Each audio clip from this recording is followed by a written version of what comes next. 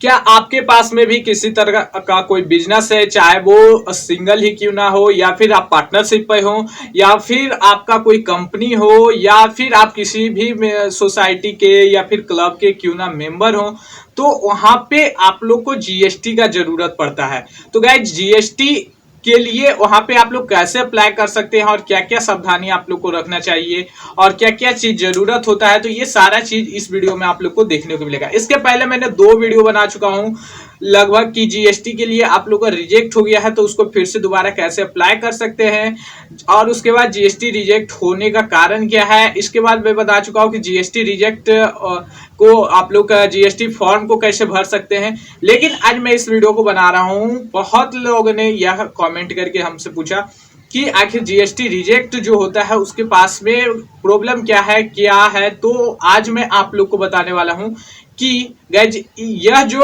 आप लोग का मेन किसी भी चीज का कारण होता है डॉक्यूमेंट्स, आप लोग का जो भी कैंसिल किया जाता है जीएसटी को, वो किया जाता है डॉक्यूमेंट्स की वजह से। तो आज मैं आप लोग को सारा वो डॉक्यूमेंट्स बता देने वाला हूं कि कौन कौन सा डॉक्यूमेंट चाहिए। यदि आप प्राइवेट के लिए अप्लाई कर रहे हो तो कौन सा डॉक्यूमेंट चाहिए, यदि आपका कंपनी है या फिर आप पार्टनरशिप पे हैं या फिर आप ट्रस्ट के मेंबर हैं, सोसाइटी के मेंबर है, क्लब के मेंबर है, तो आपके पास में क्या डॉक्यूमेंट होना चाहिए। आपको अप्लाई करने से पहले वो चीज ध्यान रखना चाहिए, तब आप लोग का पूरा कहीं पे कुछ दिक्कत नहीं होगा और आपका जो जीएसटी नंबर मिल जाएगा बिल्कुल आसानी से। किसी तरह का जीएसटी रिजेक्ट होने का झंझट नहीं है।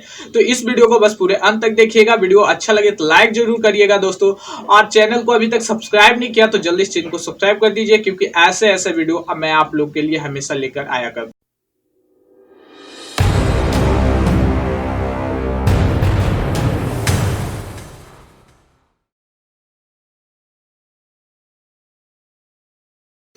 तो स्वागत है आप सभी का आपके अपने चैनल मॉडर्न विशाल में। तो गाइज, आज हम लोग जानने वाले हैं सबसे पहले वो डॉक्यूमेंट्स जो कि कोई भी इंडिविजुअल है और वो बिजनेस कर रहा है तो उसके पास में क्या क्या डॉक्यूमेंट्स होना चाहिए, तो उसकी बात करते हैं। तो सबसे पहले तो एक पासपोर्ट साइज फोटो होना चाहिए, दूसरा आधार कार्ड होना चाहिए और तीसरा पैन कार्ड होना चाहिए, उसका पर्सनल डिटेल। तो ये सारा चीज होता है, लेकिन फिर भी इसमें भी बहुत लोगों का रिजेक्ट हो जाता है। वो जान लीजिए क्यों हो जाता है, क्योंकि उनके पास में आधार कार्ड में कुछ और डिटेल्स है तो पैन कार्ड में कुछ और डिटेल्स है।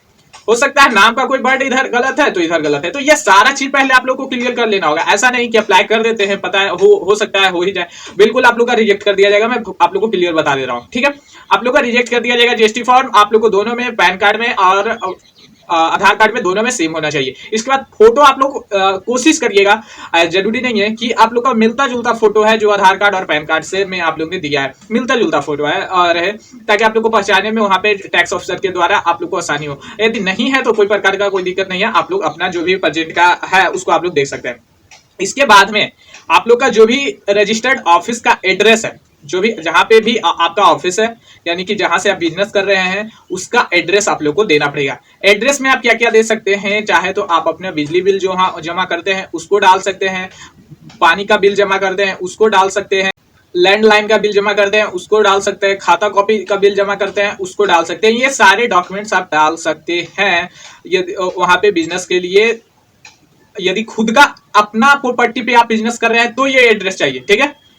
यदि खुद का आप कर रहे हैं बिजनेस खुद के प्रॉपर्टी पे तो ये आपको डॉक्यूमेंट चाहिए, ठीक है, ये बात ध्यान रखिएगा। लेकिन वही बिजनेस आप दूसरे के प्रॉपर्टी पे कर रहे हैं, यानी कि आप रेंट पर लेकर के अपना बिजनेस कर रहे हैं, तो वहां पे आप लोग को ये डॉक्यूमेंट्स नहीं चाहिए होंगे। वहां पे आप लोग को रेंट एग्रीमेंट चाहिए, उसके बाद में एनओसी चाहिए, जो कि दिया हुआ रहेगा किसके द्वारा, ऑनर के द्वारा, जो वहां के ऑनर है, जिनके अंडर में, जहां जिनके प्रॉपर्टी में आप काम कर रहे हैं, बिजनेस अपना कर रहे हैं, उनका एनओसी चाहिए, ठीक है। इसके बाद जो आप लोग को अंतिम चीज चाहिए डॉक्यूमेंट्स के रूप में, वो आपका है बैंक डिटेल्स। हाँ, वो बैंक डिटेल्स आप लोग को चाहिए जो कि जिससे आप अपने काम के लिए लेन देन करते हैं, वो बैंक डिटेल्स आप लोग को चाहिए, ठीक है। आपके पास में 5 बैंक अकाउंट है, किसी प्रकार का कोई दिक्कत नहीं है।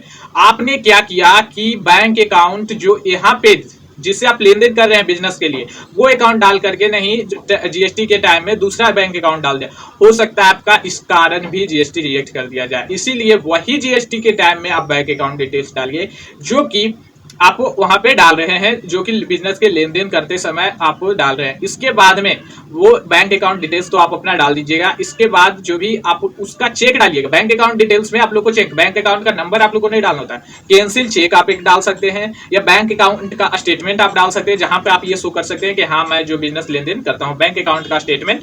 ठीक है, उसके बाद में आप लोग नहीं तो पासबुक का फ्रंट पेज का फोटो कॉपी आप लोग वहां पे डाल सकते हैं। तो बैंक अकाउंट डिटेल्स में तीनों में से किसी चीज का डाल सकते हैं। मैंने आप लोग को बता दिया। आप यहाँ पे क्या क्या अपने लिए प्रूफ डाल सकते हैं, मैंने बता दिया। आप ऑफिस के लिए क्या क्या एड्रेस डाल सकते हैं, ये मैंने बता दिया। इसके बाद यदि आप लोग का रेंट पे है तो वो भी मैंने आप लोग को बता दिया। तो इतना चीज आप लोग को चाहिए। यदि आप एक सिंगल पर्सन है और अपना कोई भी खुद का बिजनेस कर रहे हैं तो आप लोग को इतना चीज डॉक्यूमेंट्स में आप लोग को अवेलेबल होना चाहिए, तभी आप जाकर के जीएसटी के लिए सक्सेसफुली अप्लाई कर सकते हैं। और इसके बाद में आप लोग को सक्सेसफुली जीएसटी नंबर मिल जाएगा। इसके बाद बात आती है कि अब यदि आप लोग का जो है पार्टनरशिप पे है, ठीक है, तो यदि आप लोग का पार्टनरशिप पे है तो वहां पे क्या क्या डॉक्यूमेंट चाहिए, चलिए ये बात हम लोग जान। सबसे पहले तो आप लोग को जो चाहिए वह दोनों पार्टनर का, जो भी मैं अभी बताने जा रहा हूं वह दोनों पार्टनर का होना चाहिए। दोनों पार्टनर का फोटो, दोनों पार्टनर का आधार कार्ड, दोनों पार्टनर का पैन कार्ड और दोनों पार्टनर का एड्रेस प्रूफ।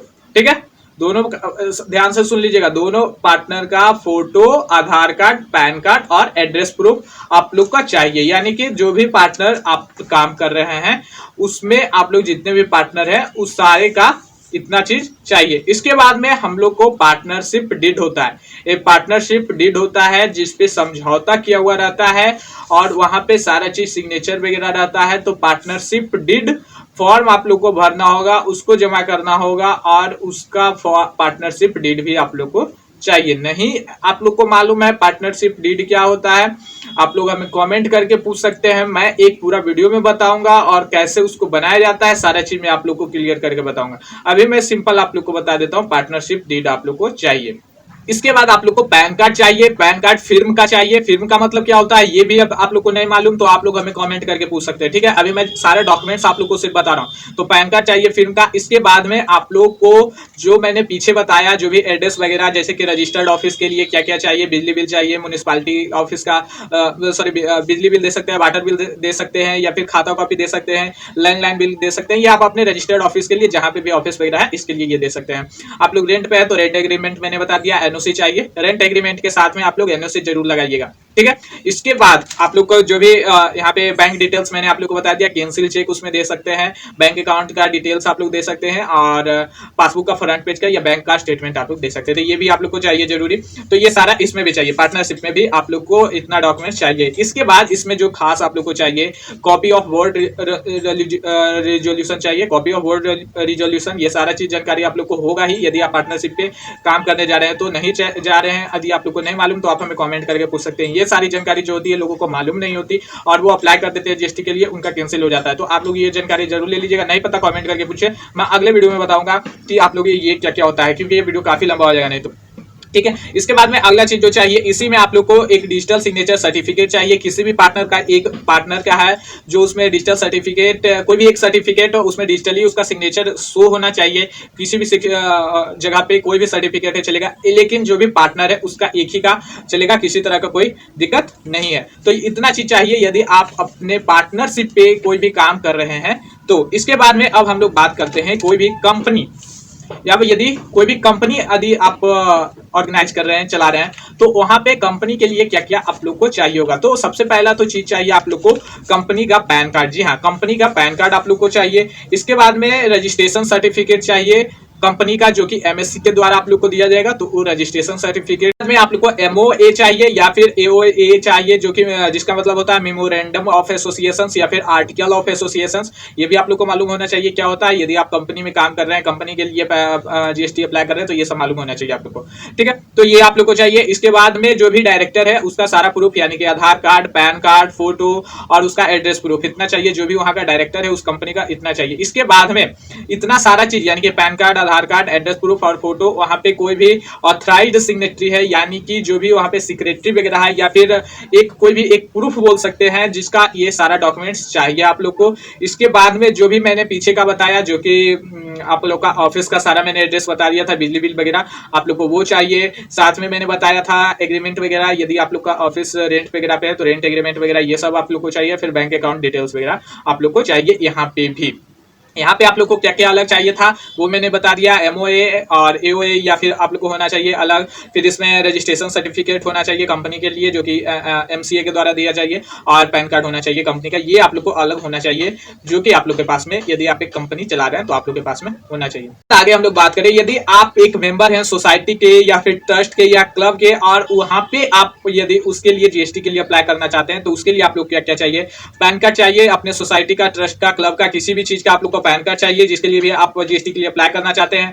इसके बाद में आप लोग को रजिस्ट्रेशन सर्टिफिकेट चाहिए, वहां का सोसाइटी का, ट्रस्ट का या क्लब का रजिस्ट्रेशन सर्टिफिकेट होता है वो आप लोग के पास में चाहिए। उसके बाद उसी तरह से फोटो और पैन कार्ड, जो उसको प्रमोट कर रहा है या फिर जो भी वहां का पार्टनरशिप पे है, यानी कि जो भी है उसका सारा प्रूफ, फोटो, पैन कार्ड और एड्रेस प्रूफ आप लोग को चाहिए। आधार कार्ड भी चाहिए। इसके बाद में आप लोग को उसी तरह से जैसे मैंने कंपनी में बताया सेक्रेटरी वगैरह का, यानी कि ऑथराइज सिग्नेटरी जो होता है उसका भी सारा प्रूफ, पैन कार्ड, फोटो और आधार कार्ड और फिर एड्रेस प्रूफ, ये भी आप लोग को चाहिए। इसके बाद जो आप लोग को मैंने पीछे भी बताया था कि यहाँ पे भी आप लोग को कॉपी ऑफ वोट रिजोल्यूशन चाहिए, और इसके बाद में आप लोग को डिजिटल सिग्नेचर चाहिए एक पार्टनर का, या फिर जो भी पार्टनर है वहाँ वगैरह का उसका आप लोग को, या फिर प्रमोटर है उसका सर्टिफिकेट चाहिए जिसपे सिग्नेचर शो होना चाहिए। तो इतना चीज चाहिए आप लोग डॉक्यूमेंट में। आप लोग यदि जीएसटी के लिए अप्लाई करना जा रहे हैं तो इतना जानकारी आप लोग को काफी है गाइज। इतना डॉक्यूमेंट्स आप लोग यदि आप लोग का सही है, कहीं पे कुछ मिसमैच नहीं है, तो आप लोग का जीएसटी आप लोग अप्लाई करिए, बिल्कुल सक्सेसफुली आप लोग का